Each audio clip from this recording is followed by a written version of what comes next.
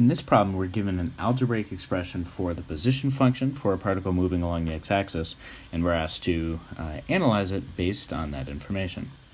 So for the first part, where we're asked at t equals 0, is the particle moving to the right or to the left? This is asking us about velocity. To find velocity from position, we can just use power rule to do this.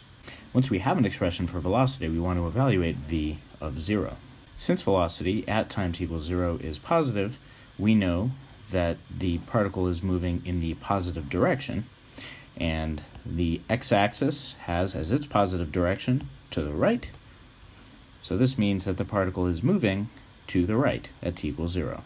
The second part of the question asks if the velocity of the particle is increasing or decreasing at t equals 1. In order to find this, we want to find the rate of change of velocity, which is the acceleration.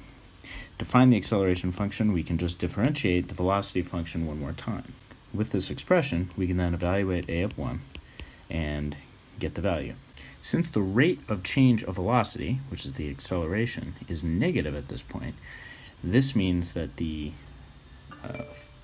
function itself, velocity, must be decreasing at that point. This just goes back to what we've said about the relationship between a function increasing and decreasing and the value of that function's derivative. Part 3 asks for all values of t for which the particle is moving to the left. So this is also asking us when velocity is negative. As usual, the way we check this is using a sign diagram. Before we can fill out the sign diagram, let's find the critical points.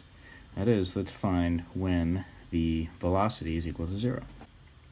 Using our quadratic knowledge lets us figure out that the critical values are at t equals 1 and t equals 3. We can use some test values to figure out what the signs are in each region of the number line, and then we can identify from this the solution to this inequality. And we can see that velocity is negative for t equals 1 to t equals 3. And that'll do it for this problem.